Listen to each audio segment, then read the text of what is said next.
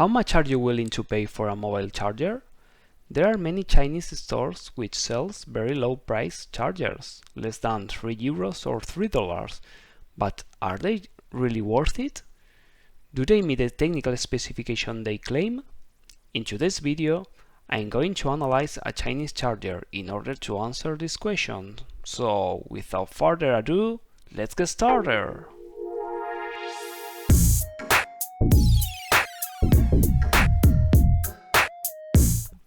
I'm sure you have ever been interested in acquiring a mobile charger, either because yours has broken or for having an additional one for a trip you want to take, for another mobile phone or for another device that is charged by USB.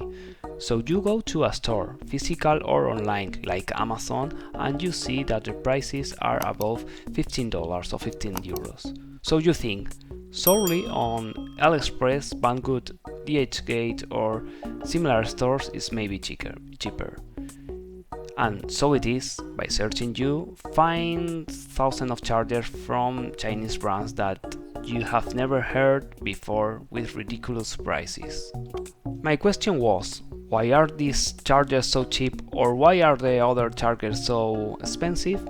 So I did a search on Aliexpress and I found this very good looking charger with 4 USB outputs and even one of them with quick charge 3.0, 5 volts and 3.5 amps output.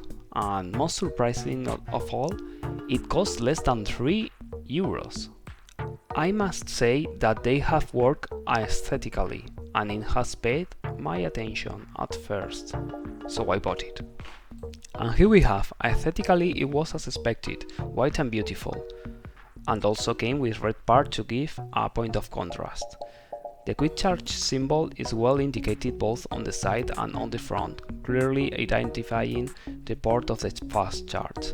Each output port can a different color, and one of the sides there are a reference and the specification, where I start to see the differences with respect to what the website indicates is 5 volts and 3.5 amps output, but nothing of the 9 or 12 output for the quick charge. It also contains marking symbols, such as the symbol that indicates it cannot be thrown into any garbage container, symbol of indoor use only, the double insulation mark as a class 2 device, and the CE marking. Another thing that surprised me is the weight. It was very light, 41 grams comparing to my 60 gram Xiaomi charger, which only has a USB connector, although the size was bigger. Before turning it on, we are going to open it and see the components it contains. The device is very well sealed and the only way to access is to break it. In my case, I have used a saw to open it. Once opened, firstly I see a rather interesting connector to connect the pins of the socket. In addition, this will easy the manufacturer to use another socket for the UK, for instance. The few components that make up the board have paid my attention. We have a fuse, bridge rectifier and input filtering capacitor to convert the AC signal to a DC signal like any other charger. Continuing, we have the ICQC8686 that must be the controller and it must have the switch inside. I don't see any element that could be an external transistor. It has an insulation transformer for the flyback power supply with a primary, secondary and auxiliary port that surely is used as a feedback for the current adjustment. There are also series of passive components where I can highlight a 1.5 resistance that it may limit the current when a short circuit of the output is set in order to cut off the regulation. In the secondary side, unbelievably, we only found an IC with a fairly large thermal pad and a capacitor. The 4 USB seem to be connected in parallel, and some of them have a resistance in data line, but apparently there is no IC for quick charge management. Finally, there is a LED as indicator. Some curious things are the pins that don't come with very well cut, and the clearance distance between high voltage and low safety voltage is perhaps too short, although I must say that I have seen worse on other occasions. Extracting the schematic, there is not much to highlight. The input protection fuse, diode bridge model ABS10 and filter capacitor 10 microfarads 400 volts.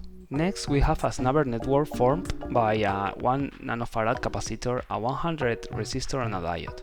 This is used to reduce the spikes produced by the transformer coil by demagnetizing when the switch is open. Precisely, this switch will be integrated into the QC8686 circuit, which I have not found any information. However, its function is clearly seen.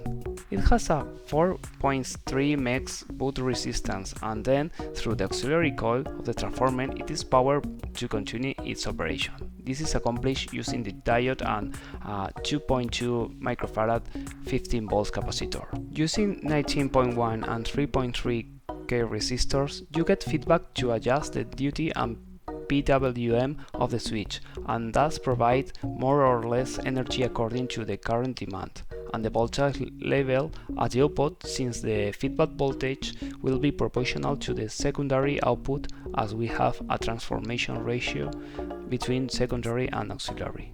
Although it's not a safety X1Y1 type capacitor, it does have a 1 kV 2.2 nanofarad ceramic capacitor between primary and secondary side to reduce EMC problems. In the secondary side, we find the QC7707 that, after searching for similar circuits, is a diode, and through the 16 volts and 680 microfarads capacitor, a DC 5 volt signal is got approximately at the output.